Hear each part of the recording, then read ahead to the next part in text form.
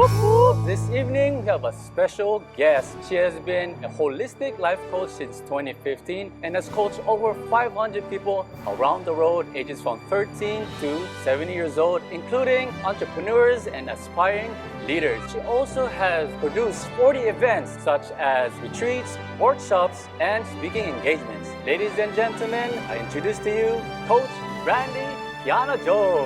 Hello everyone, thanks for having me.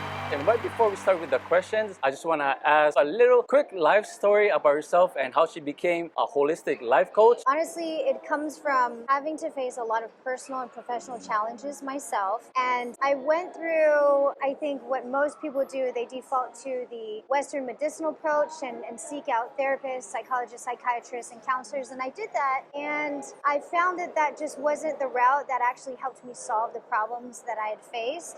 And the different problems that I'd faced started off with emotional, physical, sexual abuse, facing anxiety, depression, suicidal thoughts, really deep things that I think most people don't talk about. At least it's not something that they like to share openly.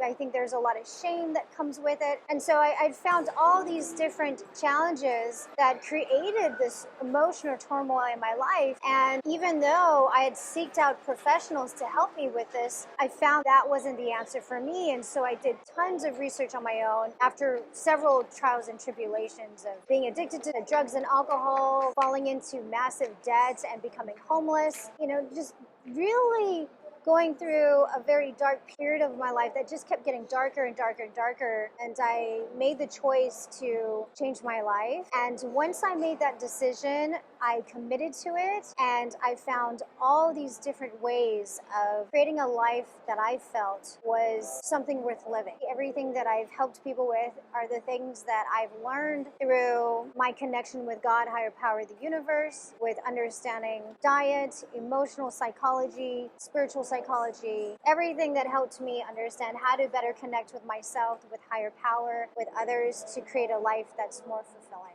In your experience, what's your relationship advice for women and men, and how can we spread and maintain love? I think the most important thing to do is to really work on yourself as much as possible. Notice how I said work on yourself versus focusing on yourself.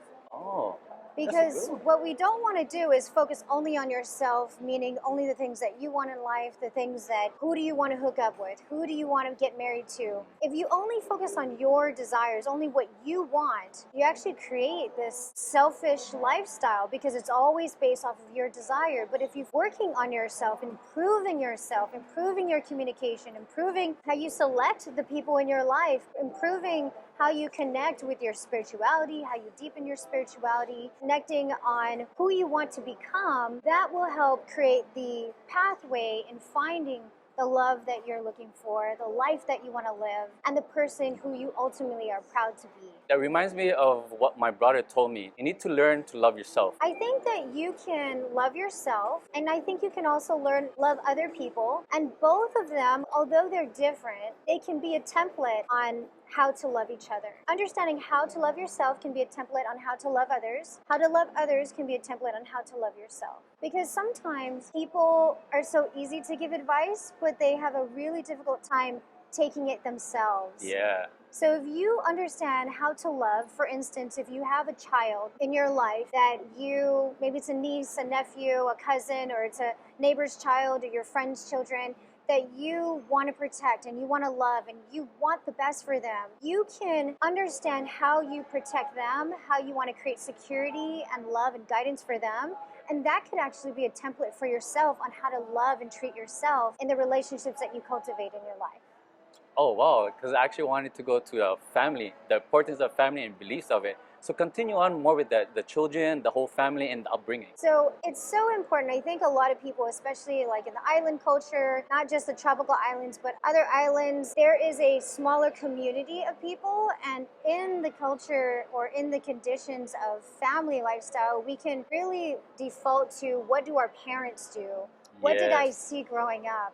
And so when we work on ourselves and improving who we are as a person, we can actually show up as a better example for our children, for our parents, for our siblings, for our cousins, for our nieces and nephews, to understand what is a healthy relationship. So the more that we work on improving ourselves, the better example we can be to the people that we care about in our life. And that becomes a beautiful ripple effect of empowering everybody based off of love. What's the number one advice that a woman and a man can start right now in their life, can change their life? I think the number one thing is to really focus on what kind of life do you want for yourself. When you focus on improving your life, magical things happen. You start to attract the relationships you've always wanted. You attract like-minded people who have the same values as you. You get to enjoy the conversations that you make with people that you connect with and the people you meet. You get to do activities that you've always wanted to do. I really want to help people understand that your life is completely based off of what you create from today on, moving forward. You can't change the past, but you can absolutely create the life that you want to live moving forward. So focus on exploring what love is in your life. And I think that would be the most profound way to cultivate love in your life. And love doesn't always have to be romantic. It can be someone that you share a bond with, a friendship, a best friend. A lot of different ways we can cultivate love. And then that can be a domino effect that brings different types of love that you want in life, like romance. When you change your life, you change your mind, and a healthy mind is a healthy body.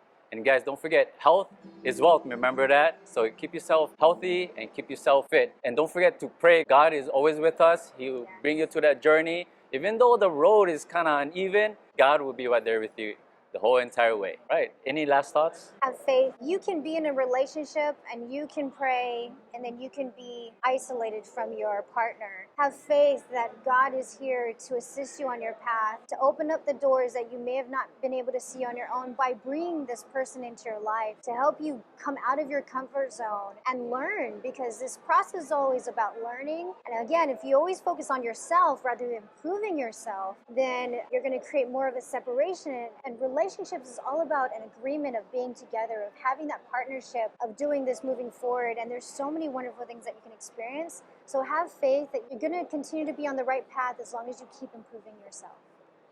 There you go, guys. Remember, do your best and God will do the rest. And that's the end of this video. Please like, share, comment, subscribe. I'll see you on the next one. Whoop whoop! Don't forget to subscribe right here and more videos right there. There you go. Thank you again. Thank you. Have a great, wonderful, happy holiday. You as well. Thank you.